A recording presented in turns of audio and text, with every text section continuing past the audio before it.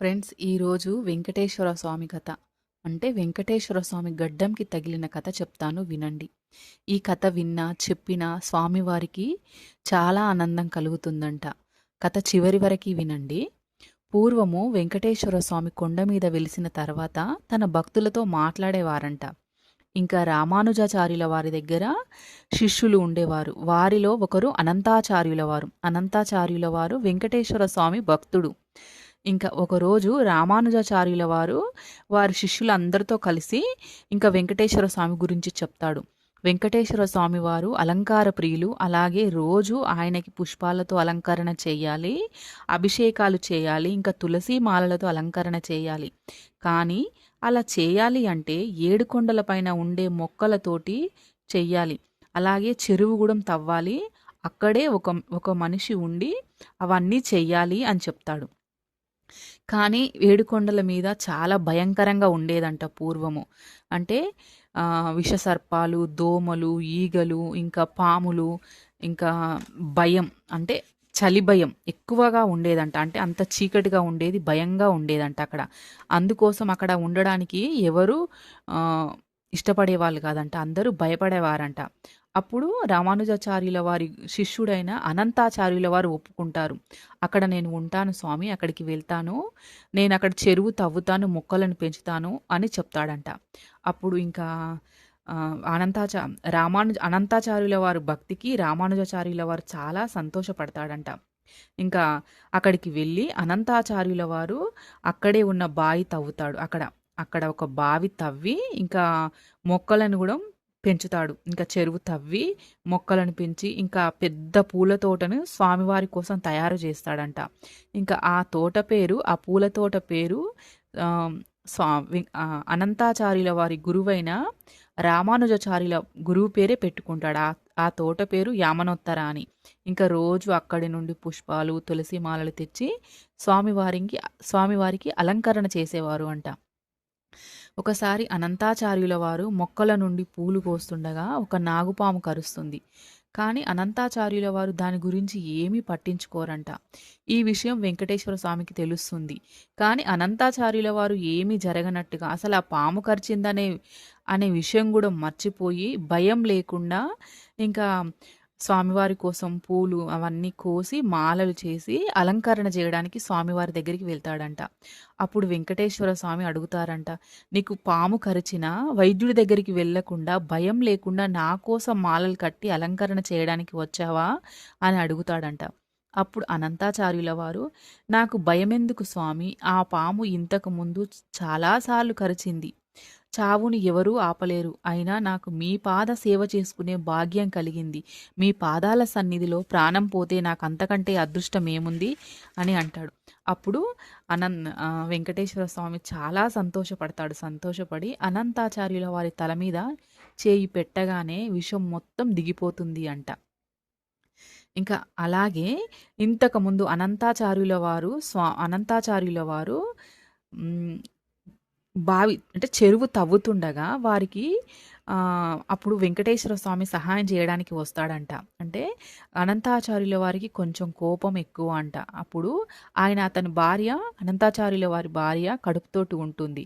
ఇంకా అనంతాచార్యుల వారు బావి తవ్వుతున్న కొద్దీ ఆ మట్టిని వారి భార్య కొంచెం దూరం వెళ్ళి పోస్తుందంట. అప్పుడు వెంకటేశ్వర స్వామి అదంతా చూసి బాధపడతాడంట. బాధపడి స్వామివారు బాలుడు రూపంలో అనంతాచార్యుల వారి దగ్గరికి వచ్చి అడుగుతాడంట, నేను సహాయం చేస్తాను అని అడిగితే అప్పుడు అనంతాచార్యుల వారు ఒప్పుకోరంట. నువ్వు చిన్న బాలుడివి, నీకు సరిపోదు, నువ్వు నాకెలా సహాయం చేస్తావు, నువ్వు ఇక్కడ నుండి వెళ్ళిపో అని చెప్పినా కూడా వెంకటేశ్వర స్వామి వెళ్ళడంట. బాలుడు రూపంలో ఉంటాడు కదా, అక్కడ నుండి వెళ్ళకుండా నేను చేస్తానంటే ఇంకా కోపంతో నువ్వు ఇక్కడ నుండి వెళ్తావా వెళ్ళవా అని గట్టిగా అంటే తిట్టడంతో అక్కడ నుండి వెళ్ళిపోతాడు. కానీ ఇంకా అనంతాచార్యుల వారి భార్య కడుపుతోటి ఉంటుంది కదా, ప్రెగ్నెంట్ కదా, అప్పుడు స్వామివారు చాలా బాధపడతారంట. అప్పుడు బాధపడి వారి భార్య దగ్గరికి వెళ్ళి, అమ్మ నేను పోస్తాను అని మట్టి అని అప్పుడు అమ్మ దగ్గర నుండి తీసుకొని పోస్తాడంట. అంతకుముందేమో అనంతాచార్యుల వారు బావి తవ్వుతుండడము, ఆ మట్టి తీసి వారి భార్య కొంచెం దూరం పోస్తుండడం. అదంతా కొంచెం పని లేట్ అయ్యేదంట. ఇంకా స్వామివారు సహాయం చేసిన తర్వాత ఆ పని తొందర అయిపోతుందంట. ఇంకా తొందర మట్టి పోసొస్తుంటాడు. ఆ పని తొందర అయిపోతుంది. అప్పుడు అనంతాచార్యుల వారికి అనుమానం వచ్చి అడుగుతాడు. ఇంతకుముందు లేట్ అయ్యేది పని. ఇప్పుడు తొందరగా పోసి వస్తున్నావు అని అడిగి వెనక్కి తిరిగి చూడగానే ఇంకా స్వామివారు బాలుడు రూపంలో ఉండి కనిపిస్తాడంట. అప్పుడు అనంతాచార్యుల వారు కోపంతోటి, "ఏరా నీకు నేను వద్దని చెప్పాను గదా! మళ్ళీ వస్తావా?" అని చెప్పి, ఇంక నీ నీ పని చెప్తా అని కోపంతోటి అరుస్తూ బాలుడి వెంట పడతాడంట. పడితే అప్పుడు ఇంకా అట్లా కొంచెం సేపు అనంతాచార్యుల వారు పరిగెడుతూ ఉంటారు. వెంకటేశ్వర స్వామి బాలుడు రూపంలో ఉండి పరిగెడుతూ ఉంటాడంట. పరిగెత్తి కొంచెం తర్వాత ఒక చెట్టు వస్తే స్వామివారు చెట్టు పైకెక్కి కూర్చుంటారంట. ఇంకా అనంతాచార్యుల వారు కిందే ఉండి మొత్తం వెతికితే అప్పుడు స్వామివారు పైన కనిపిస్తారంట బాలుడి రూపంలో. వచ్చింది వెంకటేశ్వర స్వామి అనేది అనంతాచార్యుల వారికి తెలియదు. అలా చెప్పకుండా స్వామివారు బాలుడు రూపంలో సహాయం చేయడానికి వస్తారు. ఇంకప్పుడు చెట్టు మీదున్న బాలుడును చూసి అనంతాచార్యుల వారు, "నువ్వు దిగుతావా దిగవా కిందికి? నువ్వు దిగకపోతే నేను కొడతాను. నువ్వు దిగు" అంటే అప్పుడు స్వామివారు అంటారంట, "నేను దిగను" అంటే తాత అని పిలుస్తాడంట. "నేను దిగను తాత, నేను కిందికి దిగితే నువ్వు కొడతావు, నువ్వు కొట్టనంటే నేను దిగుతాను" అని చెప్తాడంట. అప్పుడు అనంతాచార్యుల వారు, "నేను కొట్టనులే దిగు" అని చెప్తాడంట. కానీ దిగిన తర్వాత ఇంకా అంటే కోపం వచ్చి ఇంకా అప్పుడు వెంకటేశ్వర స్వామి బాలు రూపంలో ఉండి పరిగెడుతూ ఉంటాడంట. అలాగే అనంతాచార్యులు కూడా పరిగెత్తి ఇంకా అనంతాచార్యుల వారి చేతిలో ఉన్న గుణపంతోటి ఇంకా స్వామివారి మీదికి విసిరేస్తారంట.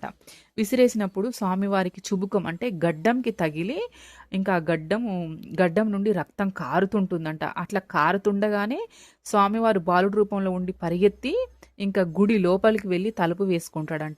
తలుపు వేసుకొని ఇంకా చాలాసేపు ఎంతసేపు అయినా సరే డోర్ తీయడంట. ఇంకా అనంతాచార్యుల వారేమో ఈ బాలుడు బయటికి వస్తాలే అని అక్కడే మెట్ల మీద కూర్చుంటాడంట. అట్లా సాయంకాలం వరకు అలానే జరుగుతుంది.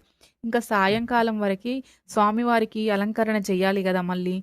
అప్పుడు అందరూ అర్చకులు వస్తారు. అర్చకులు వచ్చి అడిగితే చెప్తారు. ఇప్పుడు అనంతాచార్యులంతా జరిగిందంతా చెప్తారు. చెప్పిన తర్వాత అప్పుడు ఇంకా డోరు కొడితే ఆ లోపల బాలుడు ఉన్నాడేమో అనుకొని వీళ్ళందరూ అనుకుంటారు. ఎంత డోరు కొట్టినా తీయరంట. తీయకపోయేసరికి అలా కొంచెం సేపు గడిచిన తర్వాత స్వామివారి మహిమతోటే డోర్ ఓపెన్ అవుతుందంట. ఓపెన్ అయిన తర్వాత అందరూ లోపలికెళ్ళి ఇంకా లోపల బాలుడు ఉన్నాడేమో అని ఇంకా అంత వెతికి చూస్తుంటారంట. చూసినా కూడా బాలుడు ఎక్కడ కనబడంట. అప్పుడు వెంకటేశ్వర స్వామి వైపు చూస్తే స్వామివారి గడ్డం మీద అంటే రక్తం కారుతూ ఇంకా గడ్డ కట్టిన గాయం కనిపిస్తుందంట. అప్పుడు అనంతాచార్యుల వారికి అర్థమవుతుందంట, అయ్యో నేను కొట్టింది స్వామివారునని చాలా ఏడుస్తాడంట. ఏడ్చి చాలా బాధపడతాడంట. స్వామివారి పాదాలు పట్టుకొని, "స్వామి నేను మిమ్మల్ని కొట్టానా" అని చాలా బాధపడుతూ ఏడుస్తూ ఉంటాడంట. అప్పుడు ఏడ్చి ఆ గడ్డం ఉంది కదా స్వామివారి గడ్డం మీద పచ్చకర్పూరం పెడతాడంట. ఆ పచ్చకర్పూరం పెట్టి ఇంకా రక్తం కారకుండా ఆగడానికి కొంచెం సేపు పట్టుకొని అలా ఉంటాడంట. ఇంకా అప్పుడు వెంకటేశ్వర స్వామి చెప్తాడంట, "నా భక్తుల చేత నాకు దెబ్బలు తినడం కూడా ఇష్టమే" అని చెప్తాడంట. ఒకవేళ ఎవరైనా నా భక్తులు వచ్చి వెంకటేశ్వర స్వామి గడ్డానికి తగిలిన తెల్ల మచ్చ ఏమిటని అడిగితే నీ కథ చెప్తారు. అంటే నీ కథ చెప్పిన నాడు నేను పరవశించిపోతాను, పొంగిపోతాను, మనసులో ఆనందపడిపోతాను అని చెప్తాడంట. అంటే వెంకటేశ్వర స్వామి భక్తుల కోసం దెబ్బలు తినడానికి కూడా సిద్ధంగా ఉండేవాడంట ఆ రోజులలో. అంటే అంత గొప్ప పరమాత్మ వెంకటేశ్వర స్వామి. ఇంకా అనంతాచార్యుల వారికి భోజనం లేనప్పుడు కూడా సాక్షాత్తు వెంకటేశ్వర స్వామి దద్దోజనం తీసుకొని వెళ్ళి వారికి తినబెడతాడంట. అంటే వెంకటేశ్వర స్వామి చెప్తాడంట, "నా భక్తుల పట్ల నేను ఎప్పుడూ ప్రేమతో ఉంటాను.